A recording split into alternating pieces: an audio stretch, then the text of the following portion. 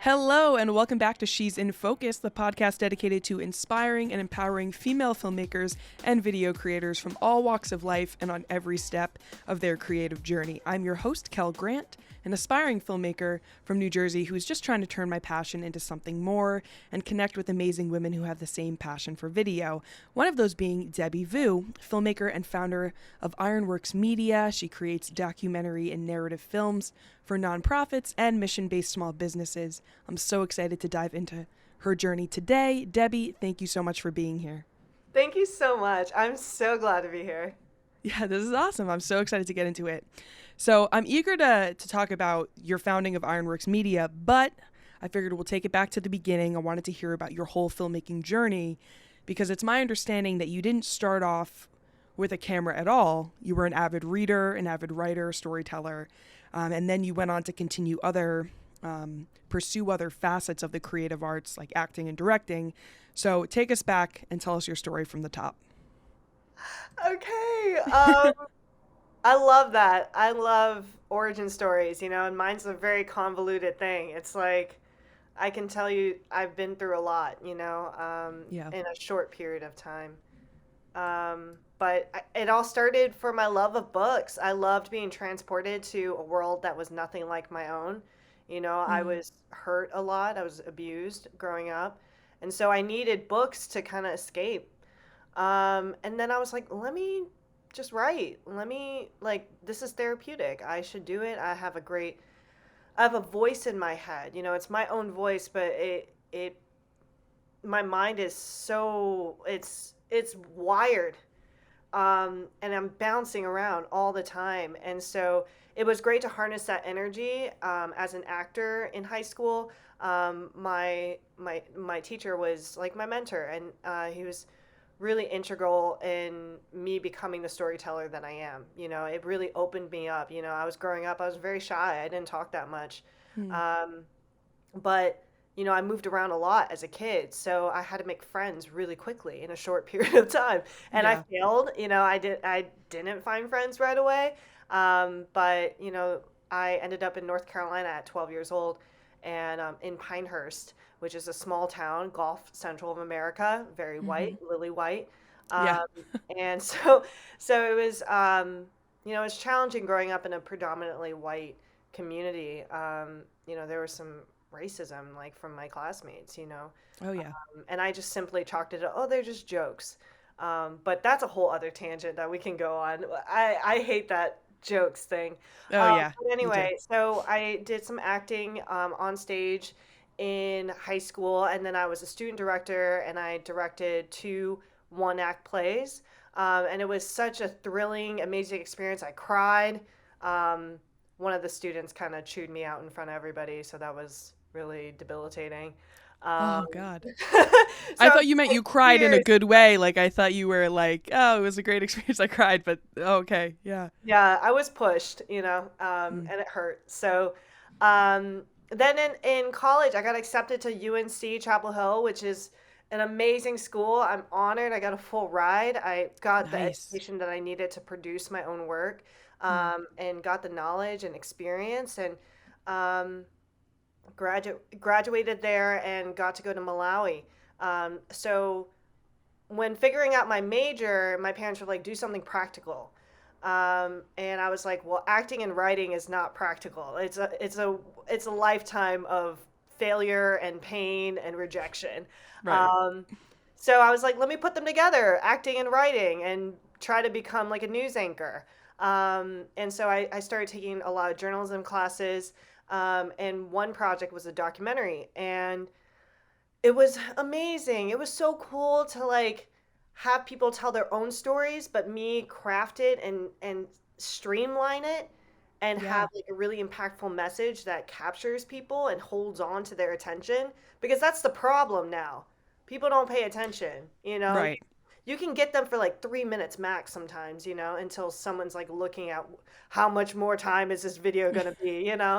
Um, but so I did a documentary project in college, and it actually got published in like a Friends of the Library publication, and and it was an amazing experience, and I loved it. And because news reporting centers the reporter, Yeah.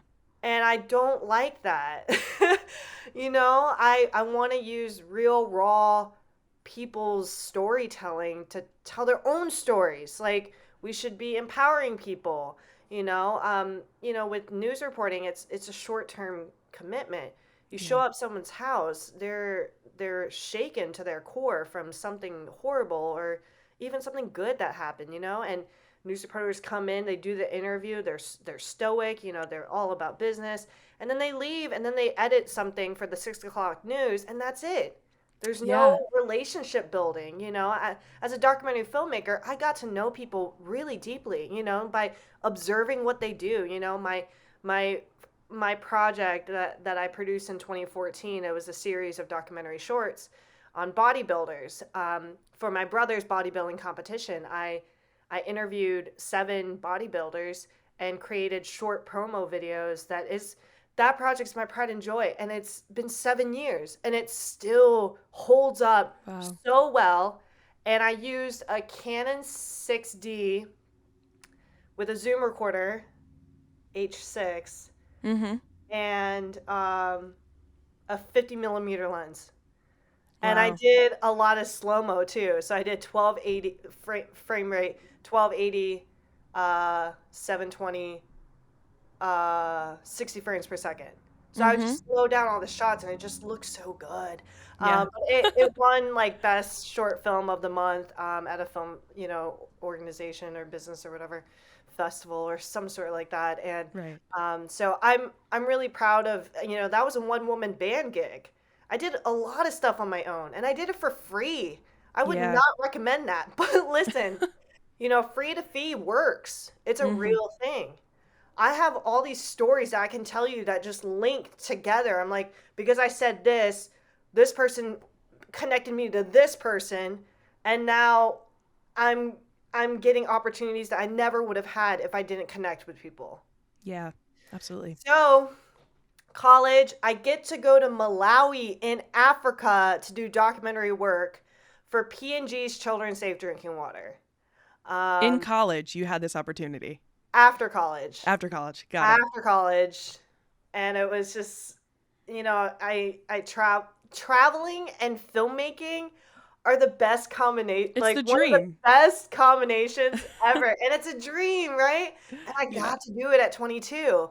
Not very many people can say that, and it was because of UNC. Mm. I took my journalism classes, was in the journalism school, and saw a sign that said International Documentary Internship, and I was like, that's for me. Yeah. That's it. That is mine. I'm going to take it. Um, and so it was a team of 7. So, graphic designer, photographer, lead filmmaker, assistant filmmaker, social media expert, producer, a team of 7 creatives working together to tell these stories. Um, and I just remember thinking, this is what I want to do, Yeah. and I'm doing it. Like, I'm living this dream. And I got to do it because of the public school education system. Like, Wow. I went to Yeah. public schools like all my life. And I'm a product of what, social services can do, you know? Um, Definitely. and also, this might be like going too deep right away, but it's really important for people to understand that I'm someone living with a mental illness. Mm. I Me was too. diagnosed with bipolar disorder when I was 24 years old. And you would not believe how many people, when I disclose, they tell me, oh, my sister has that too, Yeah. or my aunt, or my uncle, or my grandma. So mental health issues is such a important thing that we really have to focus on, because the brain is where everything in our body is because of our brain. And if we Yeah. don't take care of that, like, what's the point? You know? Absolutely. So you've So remained, what I'm hearing from your story is that the entire time it seems like you've remained true to yourself. No matter if like you went on this the journalism track, which maybe wasn't your idea at first. Your parents might have, wanted you to find something practical. You took that, sought out that opportunity, found what you liked about journalism, found what you didn't like about it, pivoted your career path and your trajectory and arrived at new opportunities, all while keeping that human aspect and the storytelling as part of it. And I think that's awesome because, I myself went from, being a radio host to a musical theater major to then, working in front of the camera to now working behind the camera. And that journey is kind of exhaustive. It can take a lot out of you, but it's really how you view it and how you choose to take on these opportunities and see them as opportunities instead of, derailing. Because sometimes I get in my head and I'm like, I spent 3 years doing this thing that when I really wanted to be a filmmaker. But all of those experiences that I had informed the way that I make films now and the way I do business and the way I see myself. And I just hear bits and pieces of that throughout your story, and I think that's awesome. Yeah. So I am someone who understands the mental health struggle, and the fact that even that you disclose that to me says a lot about you because I've always kind of been discouraged by certain family and friends, like don't let people know that. They won't want to work with you. They won't want to take you on. They won't want to be your client. So have you experienced that in your life? So when I first was going through, recovery and hospitalizations, and I was in the hospital 6 different times. My point was like, I lost every ounce of creativity. I was in a deep depression.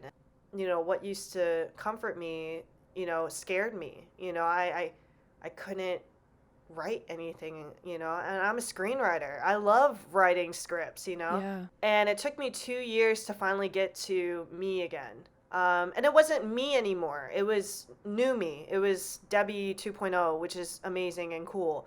Because she's been through a lot, and can relate, and have empathy. Doing your journalism work, you went to Malawi. You went to Malawi, Africa. And you had this opportunity to create this awesome documentary through this scholarship. So what year was that? When did you do that? That was 2012. 2012. Okay. So when at that point, did you have your own camera equipment? When you came back from that trip, what was the evolution there? Yeah, well, I used a Canon 60D on my trip to Malawi, and I loved how it was, packaged. With the spinny screen, so you can like rotate it and get like high shots if you have to, and you can look at the, at the image. And it was really mobile, and so I bought the same camera, and it was the start, and then 2 years later, after I went to Malawi, I spent a year in Oakland, California, right by San Francisco, and it was an amazing experience. Learned a lot. Worked on my first feature film out there. Moved to New York after my lease was up. I was already going to visit my brother in New York, so let's just move there. Might as well, yeah. See what we can do. And within 2 weeks, I got cast in a web series. I got onto a feature film through a free, unpaid production assistant gig for a short film. I got it because the guy knew the producer. He was also working on that project, and they were looking for a second AC, and I'd done that work. And then I got the gig within 2 weeks of arriving in New York. So, oh my goodness, and got housing. I just showed up in New York, and everything just like fell right into place. Because I knew what I wanted and what I needed, and if I work hard, I'll get there. And then I left New York, and that's when I was diagnosed with bipolar disorder, and came back to North Carolina so my family could look after me and make sure I was okay. I was like the baby bird, I'm the baby. So, it was a struggle to, be in the real world. And I don't know, I was lost. I didn't know who I was. And then I got on disability, which is amazing. I've been on disability since it first started, my mental health journey. Yeah. And that's how I've started my business, because I'm financially supported by disability. I don't really need the money from the business. Like, I started IronWorx to produce content, not to run a business. I didn't mean to, start a business to run a business. I started a business to make it official, to, benefit from my dream horse, You were diagnosed when you left New York. You were being taken care of at home. How did and during that time you said you were really going through it. You lost your creativity. How did you get it back? I went back to North Carolina with my family, and I applied to another program called Johnson Service Corps. Similar program, pay for housing. You get a job basically at a nonprofit for a year, solid year, and you're living with people your own age. So I got to work at a nonprofit called Step Up Durham, and we provided employment readiness workshops, so helping people get jobs. They knew I was a filmmaker, and they had me make a video for their big fundraiser event, yearly fundraiser event. Did a video for them, and the executive director of Step Up was like, "You need to start charging people," because I'd been doing like free work and internships for years without being paid. And it's imposter syndrome. I didn't think I was worthy of getting paid, but my work stands, on its own. Like if people go to the website, they can tell like we have really high production quality because we know how to make people look good, and sound good, and and tell a story with their stories. That's the cool part, is like we're telling these stories through other people who are directly impacted by the subject matter. So from Step Up, I started my business in November 2017, and our first year, 2018, we had four figures. We weren't making that much money. The Right. second year, 2019, five figures. It more than doubled, the previous year. So I'm very proud of that. And I realized I did the calculation for 2019, all the projects and the money that we got. And I did the calculations, and if I had priced at a higher rate, like 3 times as much, because that's what someone told me, like you should be charging like that much, Yeah. I would have had 6 figures. Wow. If I was adequately charging people for the work that we were doing, Yeah. I, my business would have been a 6-figure business. Yeah. And I think That's a about tough that. realization to come to, knowing the money you missed out on. Yeah. Oh God, yeah. Yeah, Yeah. but that's a delicate that's a delicate dance, because I asked a lot from like these two projects that came to me, these two clients, and I gave them some massive numbers, and I think it spooked some people. So I didn't get either of those projects, which was lame. Right. But I get an email on the same day as the second shoot rejected me or dropped me. I got an email from Johnson Service Corps, from JSC, Yeah. where I first, started my journey of recovery. Um, and they want a video for their fundraising event. And I told them the numbers, and hopefully I get it. But I severely cut the numbers to try to get this job. So it's a Yeah. delicate dance for sure, going back and forth and making sure it's fair to everybody, and I think that's what you gotta say to people, say to potential clients, is like, we want these rates to be fair to everyone involved. Yeah. And I think if you just preface it like that from the beginning, then they'll like, oh, okay. Yeah. Yeah. Yeah. They'll get Like, it. oh, it takes that much work to do what you're doing. Oh, okay. Right. Or, I get so bugged out that people think that artists should do their stuff for free. Why were you initially charging the prices you were charging that were seemingly undervaluing your services? Yeah, definitely. It's imposter syndrome, baby. It all Yeah. comes down to it. I really, and also, I mean, number one though, right? That's number two reason is that. Number one reason is I care and I love the mission of nonprofits. Mm. And the reason why 2019 was so successful is because I was part of a co-working space called Re-City Network, and their co-working space is geared towards nonprofits, small businesses, and faith ministries. Mm. So I got access to like 40 potential clients because of the network. So, Wow. and I did a lot of work with, and it happened, people knew that I did videos, and people are not strangely enough, but I think it's true. I think people finally want to support creatives of color, femme identifying creatives, and LGBTQIA plus creatives. People Yeah. actually want that now. And so people look at me and they're like, "Oh man, like you're an Asian American woman. Like you fit, unique boxes." Yeah, yeah, yeah. So we want you. Right, right. Some of the gigs, they just gave me the gig without looking at my work. I was like, "What? Like you're gonna That's give me interesting. money and not look at my work and look at what you might get out of it, you know?" Right, right, So, right. recommend just like company research, if you're someone who's looking to have a video done, then you it's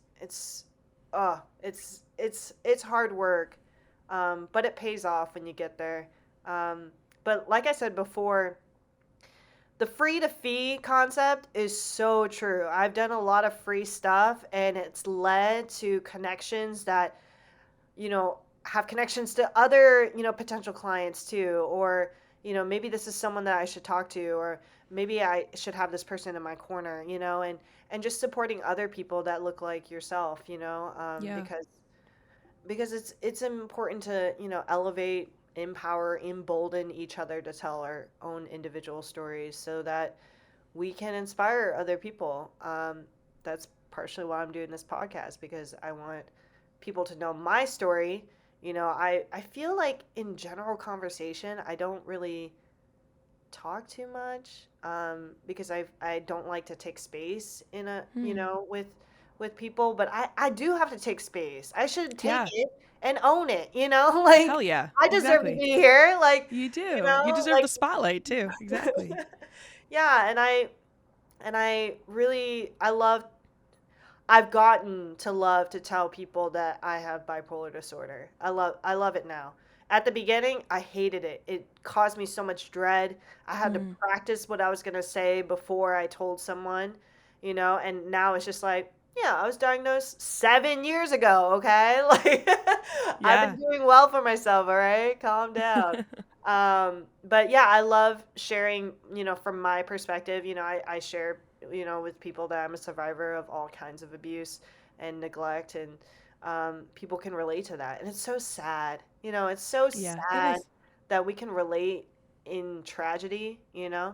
But that's, tragedy, sad stuff, angry stuff, all that, sometimes those are the best teachers, when you're in pain, you learn how not to be in pain again Yeah. because you Yeah. knew, and that's how I feel when I was 24.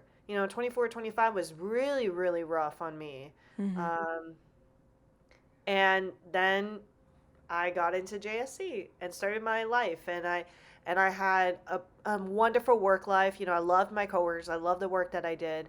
And I had an amazing home life because I got to live with two girls who were amazing, and we loved each other. We loved each other dearly. We spent a lot of time with each other. That was the point of the program. Hmm. Hmm. Um,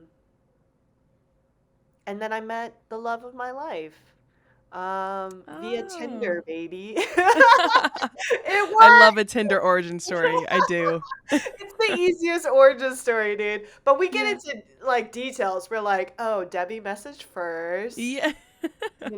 Ryan had a cute picture. Debbie had a cute picture. We had the Right. pictures that like drew them in. Um, Oh, but yeah, that's so amazing. I hit the trifecta of like work life, home life, love life, all harmonious, and I was like, I've reached nirvana on earth.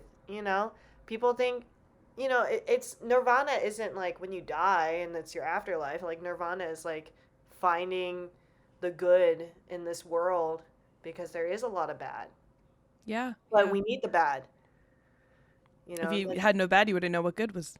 So exactly. You have no reference point. exactly, exactly.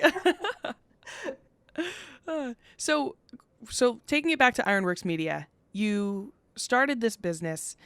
Did you, and you started it with the intention of serving mission-based small businesses and nonprofits. That was your intention going into it.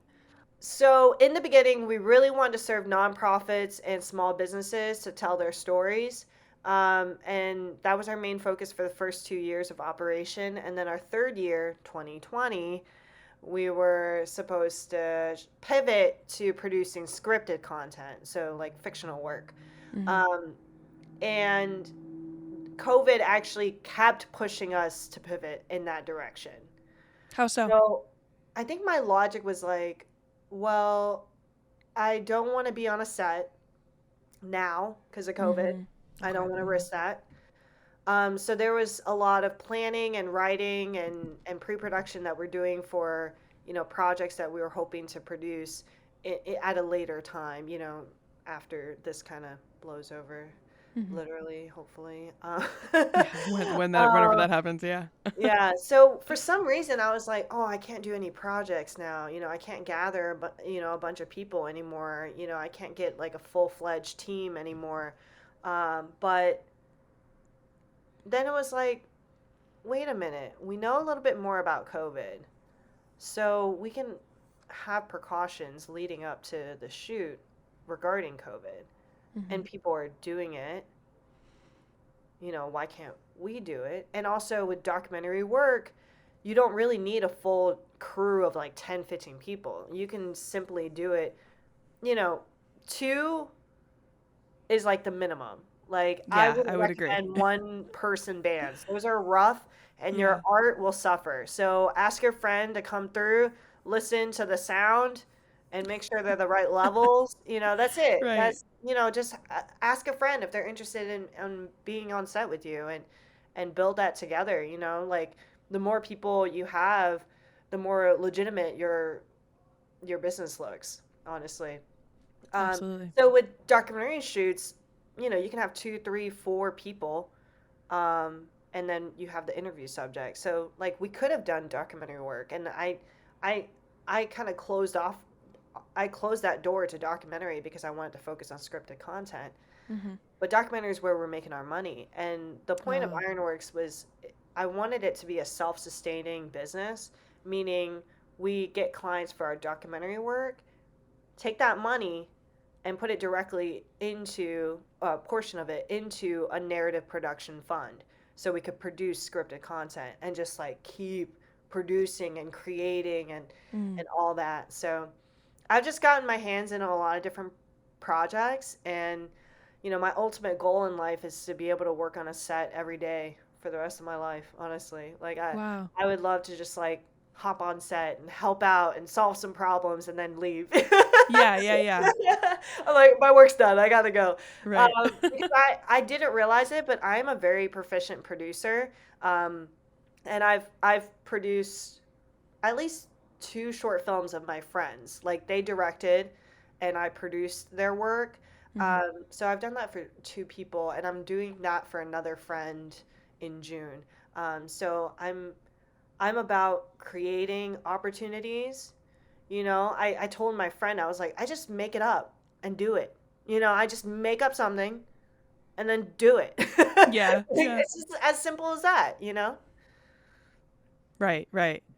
So, a few things. Your so Ironworks, based on the description and the things that I've read about, is much more than just creating documentary style and narrative content. It's also about the work environment and this type of training program that you have for interns and for associates that work with you. Can you tell me a little bit about that? Perfect. You nailed it. Yes. You know what you're talking about. Good job. You did the research. Okay. That's too Anyway, funny.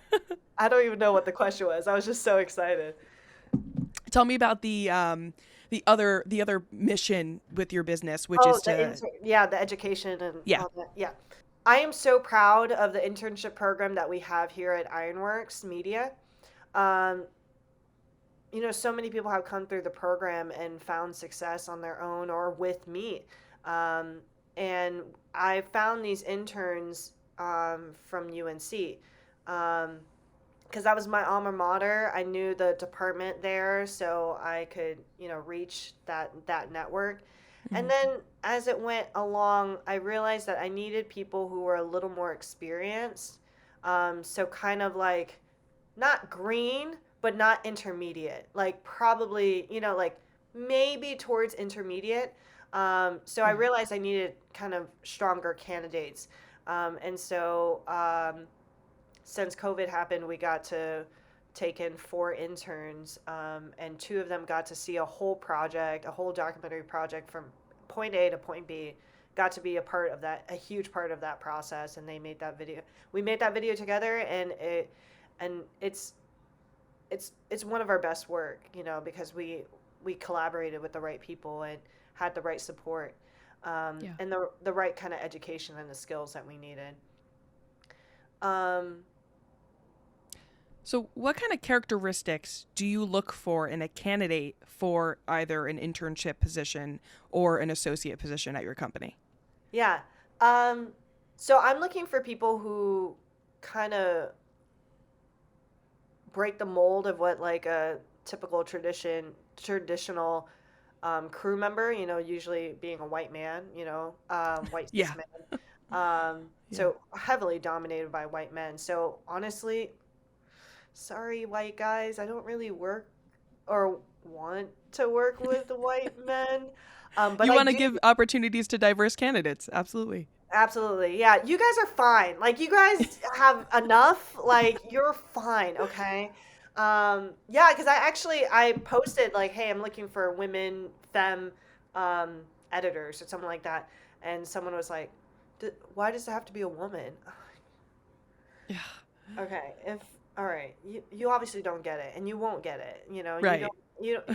don't want to get it, like you're actively like questioning me in front of like a social media forum, like someone who's posting has authority and power to post something to get someone paid, a woman, and Yeah. you're telling me why is it got to be a woman? Right. Right. Let me take that opportunity away from Yeah. a woman. Like what? Yeah, but Oh man. okay, but to be frank, I do work with white men. They are, the support and foundation of what I've been able to do. So it's not like I won't work with white men. I just don't want white men to take up space Yeah. when people of color can be in that space.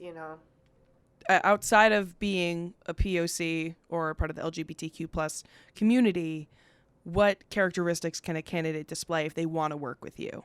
If you're in an interview with a potential intern, what things do Yeah. you kind of look for? How can you tell they're going to be a how can you tell they're going to fit into your organization?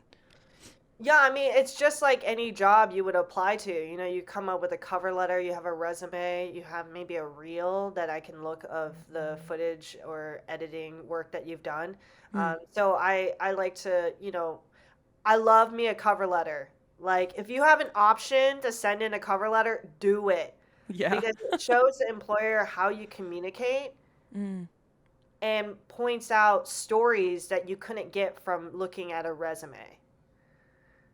Pointing out, hey, I applied to a couple, first assistant director gigs, and I specifically said, based on the job description, I specifically said, complete sentences. Like if the job description says you have to know how to use the software, tell them in the cover letter you know how to use the software. It's just as basic as that. You're telling people exactly, and you get to craft it. That yeah. like this is your style of communication, and people will get to know you and hear your voice in their head. Hmm. Uh, and then I try to meet, I try to set up a meeting to talk to the potential interns, and I explain that I have people pick out their top 3 stages of narrative filmmaking.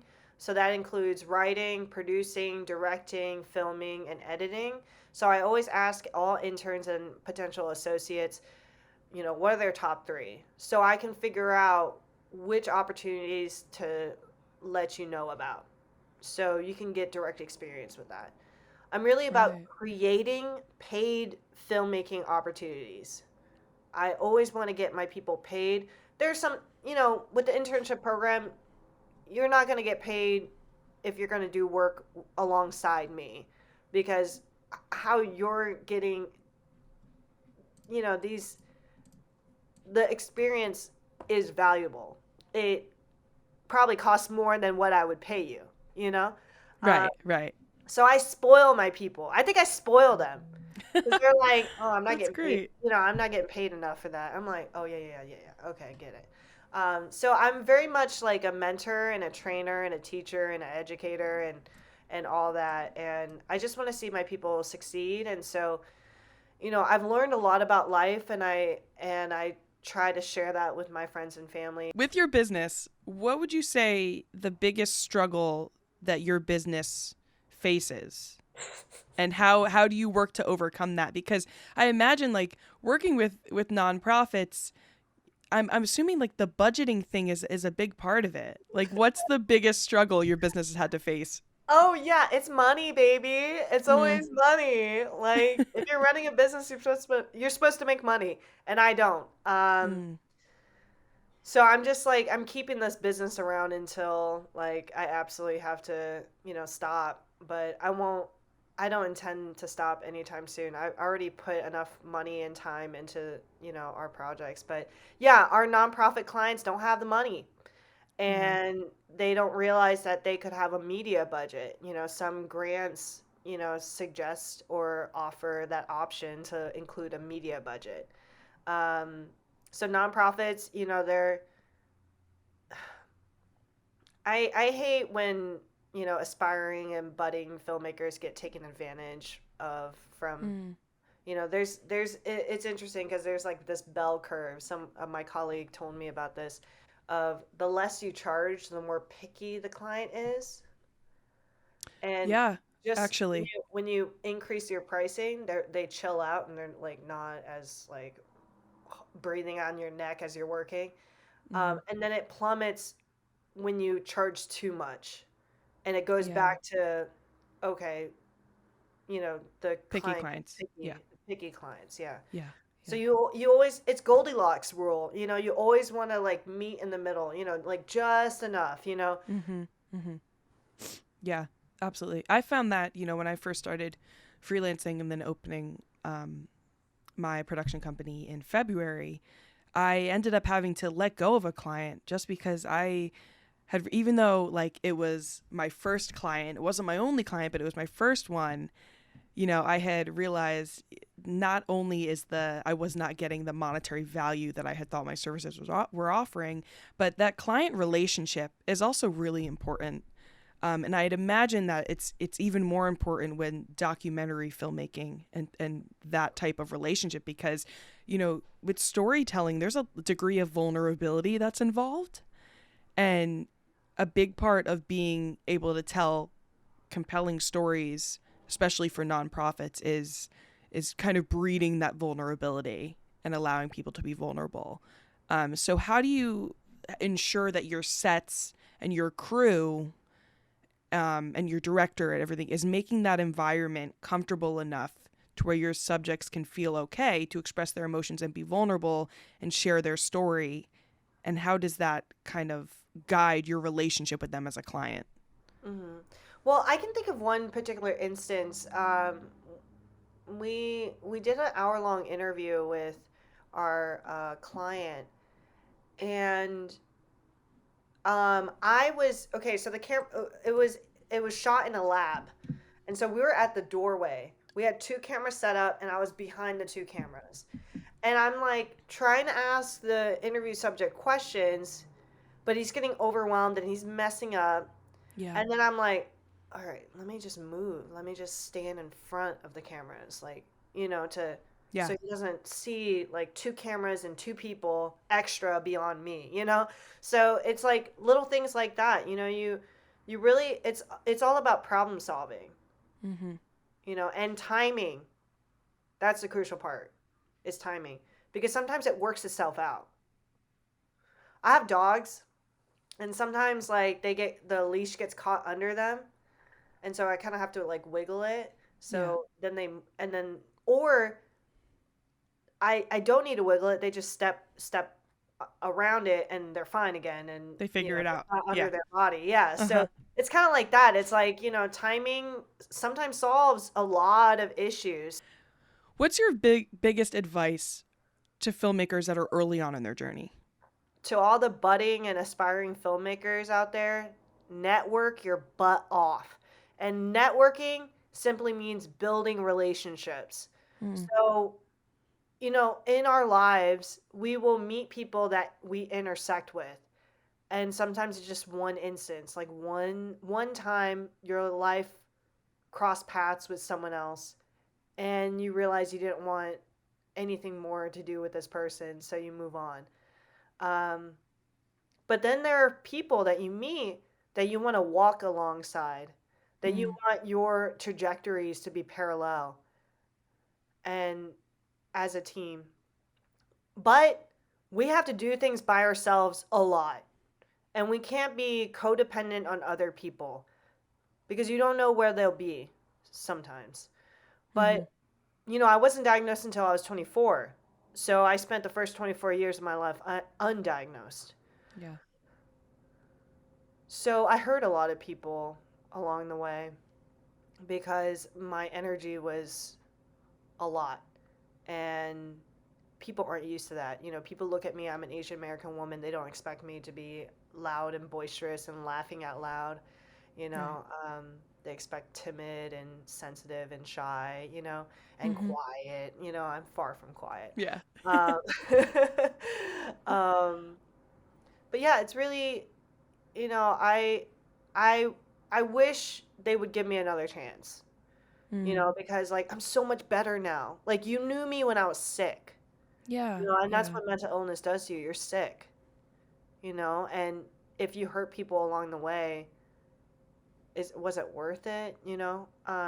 And now I have these lost connections that I'll never be able to foster again. Um, but they did what was right for them, and that Mm-hmm. I commend anyone to do that for themselves. Is decide how they're gonna live their lives and be happy along the way. Some Yeah. people can't find happiness, and it's really sad. But there Yeah. is something out there that will make you happy. And that's the thing. Like aspiring filmmakers, they from what I've encountered, they tend to be on the younger side, so they do have a lot of these things to consider, like the power of networking, the impression that you're making on people, those relationships that you're building, how you conduct those and interact with others. Like there are a lot of things to consider. So I think ultimately trying to find what makes you happy, while understanding that some people are you're going to meet are in your life for a reason and can help you along on your journey, and others not so much, and when to kind of toe that line. So that's Yeah. I think that's great advice.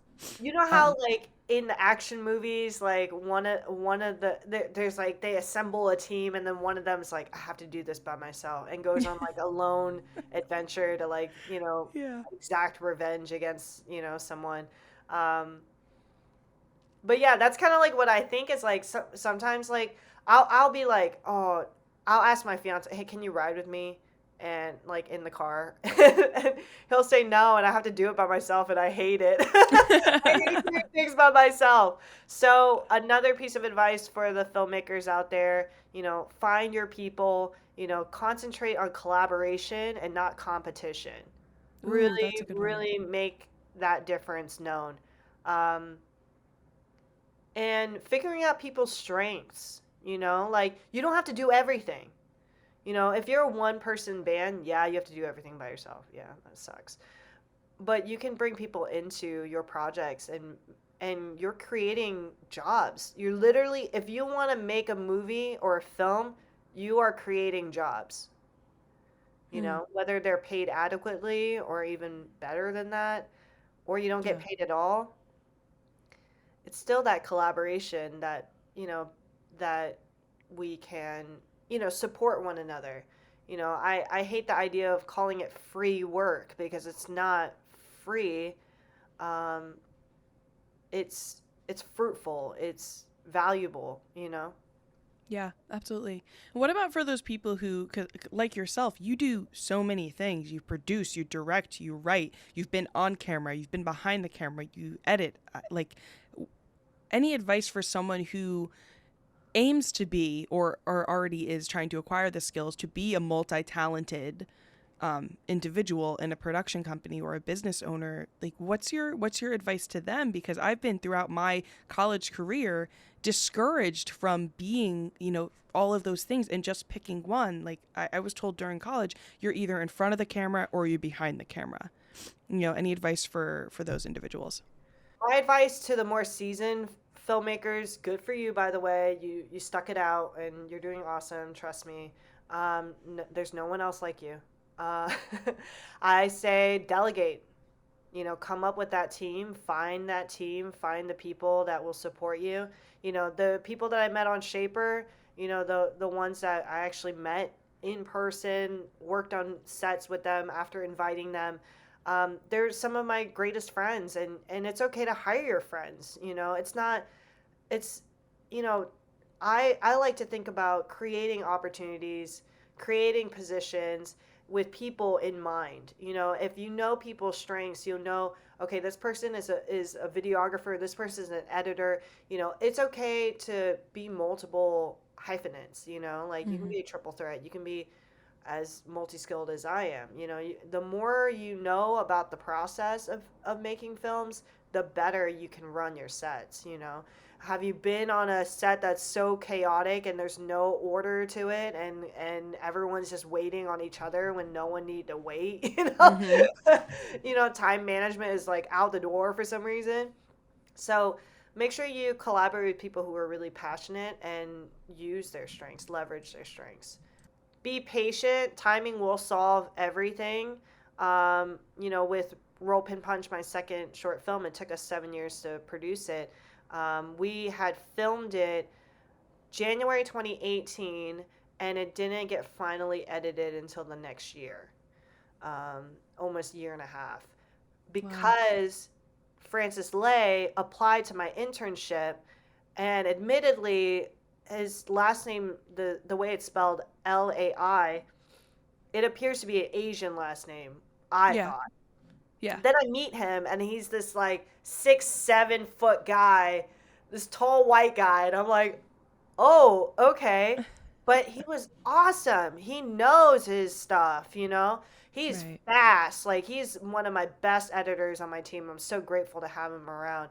But he edited my film. Um and and I and I got him because I was patient. Hmm. I didn't rush it. Cuz I could have tried to find another editor and maybe have to pay that editor. So I'd be out money and time. Yeah. But like I said, timing solves a lot of our issues, a lot of our problems. So just trust it. And if you have to act, then act. Be bold. Mm. Look out for each other when you're on set. Especially now in COVID times. Absolutely. Absolutely. So, where can the people go to find you and your work on social media and online? Yes, please follow IronWorx Media NC on Instagram. We have a lot of cute pictures and nice like behind the scenes stuff, so it's cool to see what we're up to and how we're gonna stay busy and stay true to ourselves, and do what we love. So Awesome. that's Instagram. I don't have no Facebook. You can check out our website at www.ironworxmedia.com. And Ironworx is spelled WORX. X. Don't forget the X. It's not KS, it's X. Um, Right. so, yeah, you can check out our website, look at our work. Please look at our work. We do some good stuff. Check it out. We have a huge library of videos that you can check out. Awesome. Are there any exciting projects coming up that you can plug? I know that I read on your website that Roll Pin Punch is set to become public this year. Is that still true? Yeah, sometime this year. We'll figure it out. Right. It's still in film festival circuit right now, Mm. so I'm not rushing yet to make it public just yet because I do Hmm. want to rack up all those Yeah. laurels and stuff. Um, but you had said Other exciting projects coming up? exciting projects. This weekend, I'm so psyched. On Saturday, I will be filming the first scene of my feature film that is about a Vietnamese American mother and daughter duo who straddle a language barrier, but the energy of the kitchen brings them together. Um, so producing that on Saturday, and then another short film on Sunday that I maybe will be acting in.